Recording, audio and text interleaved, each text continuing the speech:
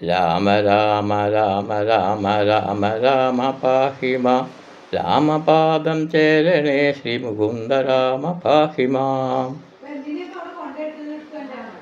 രാമായണം എന്ന കാവ്യം, പ്രത്യേകിച്ച് അധ്യാത്മ രാമായണം, മനദാരിദ്ര്യം അനുഭവിക്കുന്നവർക്കും ഉദര ദാരിദ്ര്യം അനുഭവിക്കുന്നവർക്കും ഒരേപോലെ ജീവിതത്തിൽ ഉപകരിക്കുന്ന ഒരു ആത്മീയ ഗ്രന്ഥമാണ്. ധനികനായി എല്ലാ സുഖസൗകര്യങ്ങളാലും ജീവിക്കുന്നവർക്ക് മനസ്സിന് ഒരു സുഖവും ഇല്ലാത്ത അവസ്ഥയും, അതുകൊണ്ട് തന്നെ മനദാരിദ്ര്യത്താൽ ദുഃഖം അനുഭവപ്പെടുകയും ചെയ്യുന്നു. നിത്യ ജോലിയെടുത്ത് അന്നന്നത്തെ ജീവിതത്തിന് വേണ്ടി പാടുപെടുന്നവർ ഉദര ദാരിദ്ര്യത്താൽ കഷ്ടപ്പെടുകയും ചെയ്യുന്നു. ഇവരെ സംബന്ധിച്ചിടത്തോളം കർക്കിടക മാസം പഞ്ഞമാസമായി അനുഭവപ്പെടുകയും ചെയ്തിരുന്നു.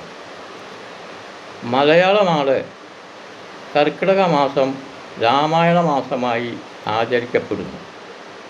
ഈ രണ്ട് വിഭാഗക്കാർക്കും ഒരേപോലെ ജീവിത ദർശനം നൽകുന്ന ഗ്രന്ഥമാണ് രാമായണം.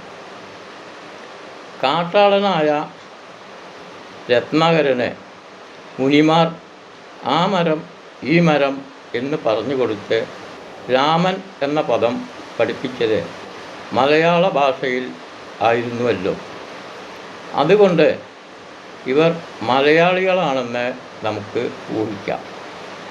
മലയാള രാജ്യത്ത് പിറന്ന രത്നാകരൻ എന്ന കാട്ടാളൻ വിശ്വ മഹാകവി ആയിത്തീർന്നു എന്നുള്ളത് മലയാളികൾക്ക് ഏറെ അഭിമാനിക്കാൻ വഴിയുണ്ട്.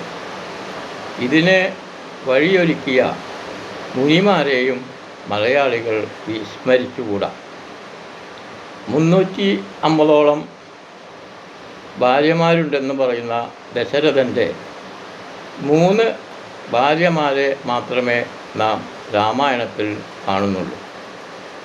ഇവരുടെ കഥകൾ തന്നെ ലോകരാജ്യങ്ങൾ സംഗീത രൂപത്തിലും നൃത്ത രൂപത്തിലും നാടൻ പാട്ട് വഴിയായും ജീവിതചര്യയായി അനുവർത്തിച്ചു വരുന്നു. ലോകാവസാനം വരെ നിലനിൽക്കാൻ കെൽപ്പുള്ള ഗ്രന്ഥമായി രാമായണത്തെയും പുതിയ ഒരു സാമൂഹ്യ ജീവിതത്തിലേക്ക് വെളിച്ചം വീശുന്ന മഹാഭാരതത്തെയും ലോകജനത ആരാധിച്ച് പഠിച്ച് ജ്ഞാനവർദ്ധനയ്ക്കായി പ്രയോജനപ്പെടുത്തുന്നു. ആയതിന് ഹേതുവായ മലയാള ദേശക്കാരായ രത്നാകരൻ എന്ന വാൽമീകിയുടെയും മുനിമാരുടെയും പാത നമുക്ക് പിന്തുടരാം. മലയാളികളായ നാം ശ്രീരാമൻ്റെ ജന്മമാസമായി കണക്കാക്കുന്ന കർക്കിടക മാസം രാമായണ മാസമായി ആചരിക്കാനും അതുവഴി മലയാളികളുടെ സ്വാഭിമാനം വളരാൻ ഇടവരട്ടെ എന്നും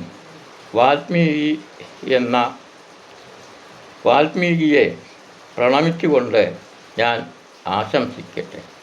ഓം ശ്രീരാമ രാമ ശ്രീരാമ രാമ പാഹി മാം. രാമപാദം ചരണേ ശ്രീ മുകുന്ദ രാമ പാഹി മാം.